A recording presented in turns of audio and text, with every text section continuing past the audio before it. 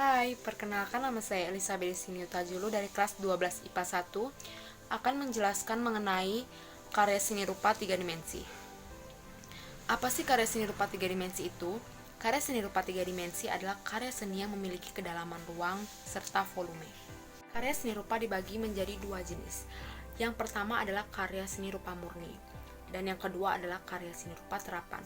Karya seni rupa murni adalah karya seni yang tidak memiliki nilai praksis dalam kehidupan sehari-hari. Karya seni rupa murni diciptakan sebagai karya seni yang hanya dapat dinikmati keindahannya saja. Yang kedua adalah karya seni rupa terapan. Karya seni rupa terapan adalah karya seni yang tidak hanya dinikmati keindahannya, namun juga dapat digunakan dalam kehidupan sehari-hari. Contohnya adalah seperti perabotan minum teh. Perabotan minum teh dapat digunakan dalam kehidupan sehari-hari, namun juga bisa menjadi wadah dalam berkarya seni. Fungsi karya seni rupa 3 dimensi ada 7. Yang pertama adalah fungsi individu atau pribadi. Fungsi individu atau pribadi adalah fungsi untuk memenuhi kebutuhan emosional dirinya sendiri. Karya seni rupa memberikan kepuasan bagi penikmat dan juga pencipta seni. Yang kedua adalah fungsi estetika. Fungsi estetika dalam karya seni rupa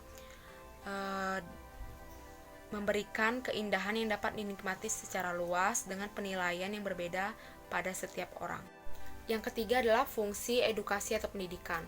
Fungsi edukasi atau pendidikan pada prinsipnya mengajarkan kepada manusia mengenai nilai-nilai yang terkandung dalam karya seni rupa tersebut untuk mengenang suatu peristiwa tertentu, memahami kondisi sosial suatu masyarakat, ataupun untuk memberikan informasi mengenai perkembangan budaya manusia.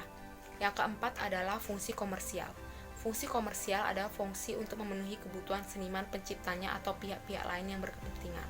Yang kelima, fungsi ritual atau keagamaan. Fungsi ritual atau keagamaan mungkin yang paling tua dalam karya seni.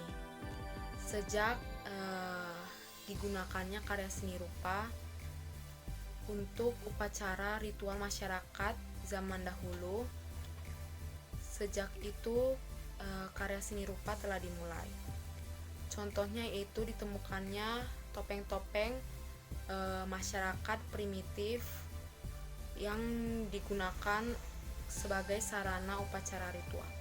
Yang keenam adalah fungsi komunikasi. Fungsi komunikasi digunakan untuk menghubungkan seseorang atau sekelompok orang dengan seseorang atau sekelompok orang yang lainnya.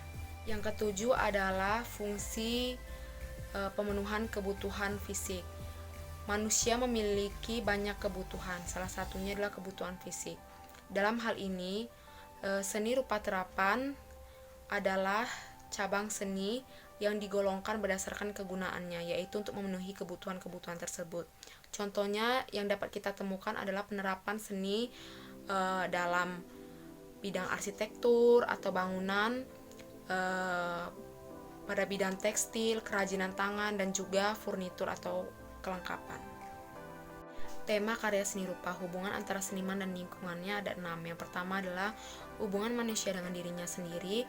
Yang kedua adalah hubungan manusia dengan manusia lainnya. Yang ketiga adalah hubungan manusia dengan alam sekitarnya. Yang keempat adalah hubungan manusia dengan alam benda. Yang kelima adalah hubungan manusia dengan alam imajinasinya. Dan yang keenam, yang terakhir adalah hubungan manusia dengan kegiatannya. Nilai estetis karya seni dapat bersifat objektif dan juga subjektif. Nilai objektif adalah nilai yang terdapat dalam karya seni rupa itu sendiri, sedangkan nilai subjektif adalah nilai yang berada pada penikmatnya.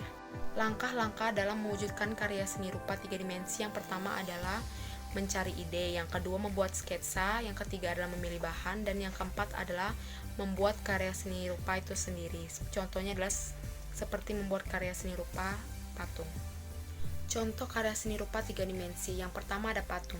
Patung adalah karya seni rupa 3 dimensi yang memiliki kepadatan bentuk atau volume dan digolongkan sebagai plastic art atau seni plastik karena boleh dibentuk atau direkayasa. Bentuk dan jenis patung itu yang pertama ada zonde, torso, freestanding, kepala, dan juga boss atau sedada. Relief adalah karya seni rupa 3 dimensi yang menempel pada bidang datar. Yang ketiga ada seni kriya. Seni kriya adalah jenis karya seni yang dihasilkan dengan memanfaatkan keterampilan tangan manusia.